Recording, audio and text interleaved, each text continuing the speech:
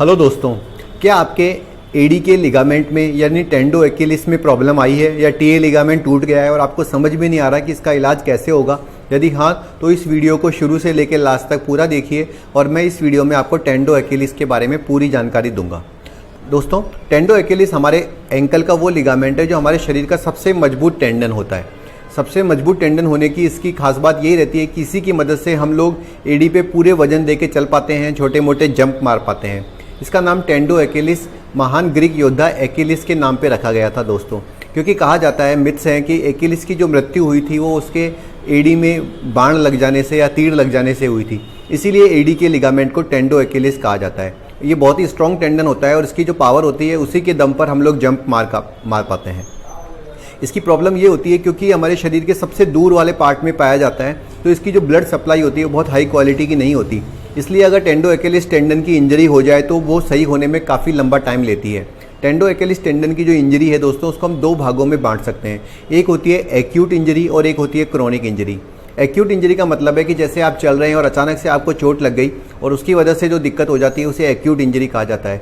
टेंडो एक्किलिस की इंजरी के बाद आपको नॉर्मल चलने फिरने में तो दिक्कत नहीं आएगी, धीरे धीरे आप चल पाओगे, लेकिन आप रनिंग नहीं कर सकते। अगर आपको कोई बोले कि आप पंजे या एडी के दम पर खड़े होने की कोशिश करो तो आपको दिक्कत आती है।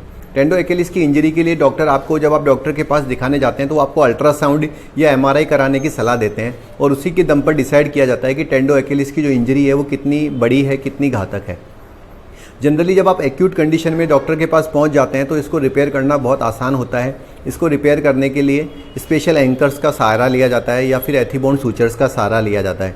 टेंडो एक्किलिस की रिपेयर में दोस्तों चैलेंजिंग चीज़ यही होती है क्योंकि वहाँ के जो घाव होते हैं एडी के, वो आसानी से नहीं बढ़ते। इसमें 4 से 6 हफ्ते तक का प्लास्टर लगाना पड़ता है। इसके विपरीत अगर टेंडो एक्किलिस की इंजरी को काफ़ी दिन तक इग्नोर किया जाए तो जो इंजरी होती है उसके अंदर बीच में गैप क्रिएट हो जाता है। इसका मतलब ये है कि जो दोनों टुकड़े हम जोड़ना चाहते हैं वो आपस में साथ ना रह के दूर चले जाते हैं और ऐसे में उसको खींच के जोड़ना पड़ता है, जिसमें कि रिपेयर के फेल होने के चांसेस होते हैं। इसलिए अगर आपकी इंजरी 4 से 6 हफ्ते या उससे ज़्यादा पुरानी हो गई है तो साथ में हमें स्पेशली ग्राफ्ट की मदद लेनी पड़ती है। बीच के अंदर किसी और टेंडन का ग्राफ्ट डालना पड़ता है और उसके द्वारा टेंडो एक्किलिस की रिपेयर की जाती है। दोस्तों, टेंडो एक्किलिस की रिपेयर करने का जो सुविधाएं हैं वो हर जगह प्रॉपर्ली उपलब्ध नहीं हो पाती और हर जगह इसके बढ़िया रिजल्ट भी नहीं आते। इसकी 2-3 प्रॉब्लम होती है। जैसे कि मैंने वीडियो के आपको प्रारंभ में ही बताया कि जो टेंडो एक्किलिस टेंडन है दोस्तों, उसकी ब्लड सप्लाई बहुत हाई क्वालिटी की नहीं होती। तो एक तो हमें ये ध्यान रखना पड़ता है कि जब ये ऑपरेशन किया जाए तो बहुत ज़्यादा चीराफाड़ी नहीं हो और टेंडन की हेल्थ को नुकसान ना पहुँचाया जाए ताकि रिकवरी फास्ट हो जाए। दूसरा ये होता है दोस्तों कि इसके लिए जो स्पेशल एंकर्स की ज़रूरत पड़ती है वो भी हर जगह अवेलेबल नहीं हो पाते।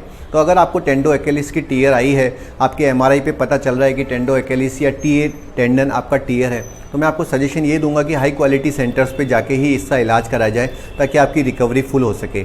टेंडो एक्किलिस में जब एक बार रिपेयर कर दी जाती है उसके बाद 4 से 6 हफ्ते तक आपको प्लास्टर दिया जाता है। वो इसलिए दिया जाता है क्योंकि ब्लड सप्लाई कम होने की वजह से इसकी रिकवरी में काफ़ी लंबा टाइम लगता है। तो इस दौरान अगर आप दोबारा से जल्दी चलने की कोशिश करें तो रिकवरी या जो आपकी रिपेयर है वो फेल हो सकती है। इसलिए टेंडो एक्किलिस की जो रिपेयर होती है दोस्तों, उसको हमें प्रोटेक्ट करना पड़ता है कम से कम 1.5 महीने के लिए। तो एक संक्षिप्त में जानकारी थी टेंडो एक्किलिस टेंडन के बारे में। अगर आपको भी टेंडो एक्किलिस की इंजरी है या फिर हील संबंधित कोई और प्रॉब्लम है तो आप नीचे लिखे गए नंबरों पर मुझसे संपर्क करिए और मैं आपकी पूरी मदद करूंगा। हेलो दोस्तों, जैसे कि हमने पिछले बार 1 अप्रैल को बिहार में कैंप लगाया था पटना में, ठीक वैसा ही कैंप हम दोबारा लगाने जा रहे हैं। इस बार वही जगह रहेगी, 31 जुलाई को वो कैंप रहेगा दोस्तों। और ये जो कैंप रहेगा वो स्पेशली फोकस रहेगा 3 चीज़ों के बारे में। पहला ACL लिगामेंट, दूसरा बार बार कंधा उतरना और तीसरा हिप रिप्लेसमेंट या AVN के बारे में। तो यदि आपको कंधा उतरने की दिक्कत है, हिप रिप्लेसमेंट की प्रॉब्लम है या ACL की प्रॉब्लम है तो आप इस कैंप में आ सकते हैं। इसकी जो लोकेशन है दोस्तों वो रहेगी पाटलिपुत्र निर्वाणा होटल, बुद्धा स्मृति पार्क के पास। और आप नीचे लिखे गए नंबरों पर मुझे व्हाट्सएप करके इसका रजिस्ट्रेशन करा सकते हैं। पहले से रजिस्ट्रेशन करवाना अनिवार्य रहेगा। धन्यवाद दोस्तों।